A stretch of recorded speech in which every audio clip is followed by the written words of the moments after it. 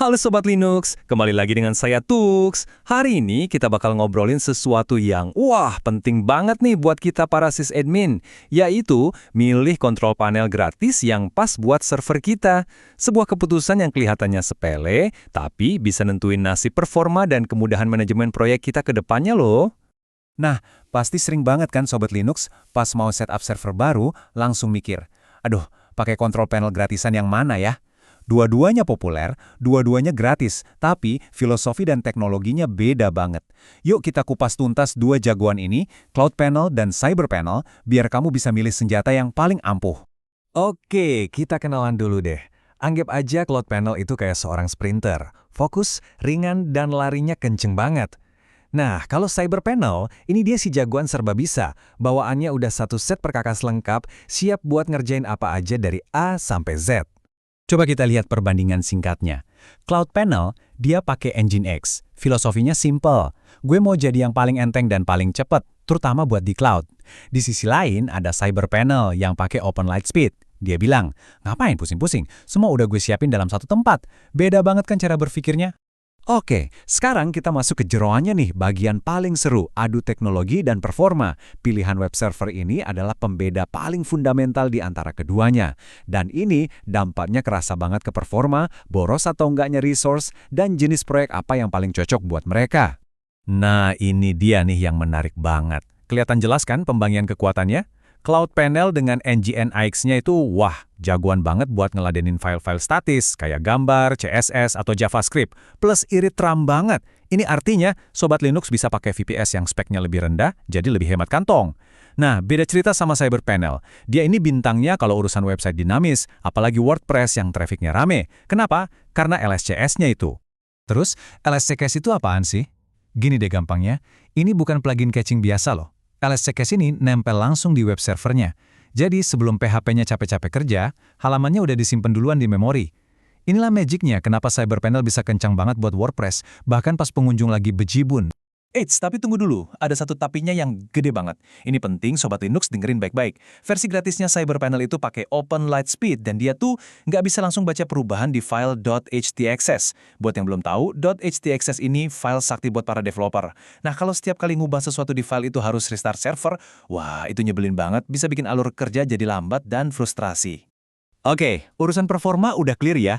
Sekarang kita geser dikit. Kita bandingin fitur-fiturnya, soal biaya beneran gratis gak sih?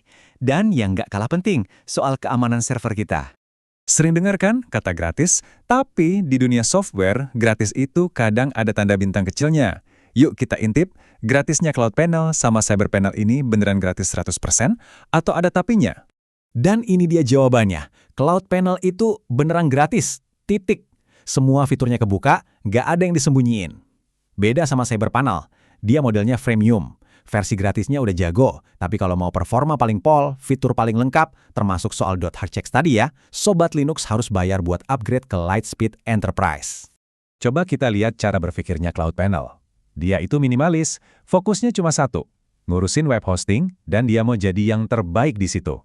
Nggak ada tuh yang namanya mail server atau DNS manager. Kenapa? Soalnya dia dirancang buat developer yang mikir, urusan email, pakai layanan luar aja. DNS, pakai provider khusus.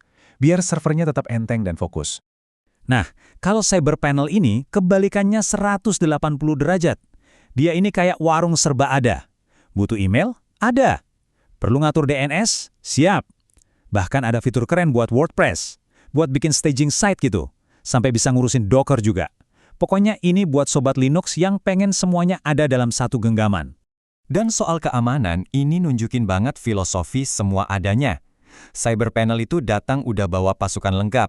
Ada firewall, ada pemindai malware, ada backup otomatis, sampai autentikasi 2 faktor pun ada.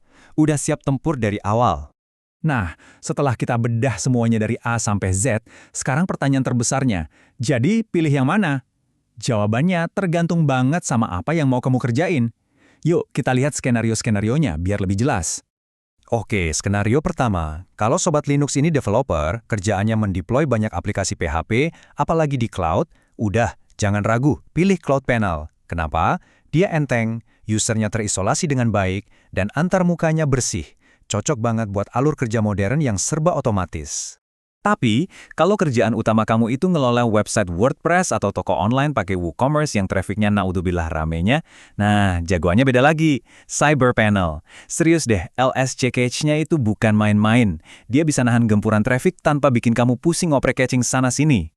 Skenario lain, kalau kamu tipenya yang nggak mau ribet, pengen semuanya, dari website, email, sampai DNS, diurus dari satu tempat aja, ya udah jelas, pilihannya jatuh ke CyberPanel. Nggak perlu lihat yang lain lagi. Dan yang terakhir, buat Sobat Linux yang punya agensi digital atau jadi reseller hosting yang ngurusin website puluhan klien, sekali lagi, CyberPanel lebih siap buat ini. Fitur-fitur buat ngatur user dan paket hostingnya itu ngebantu banget di lingkungan multi-klien. Jadi, kesimpulannya apa?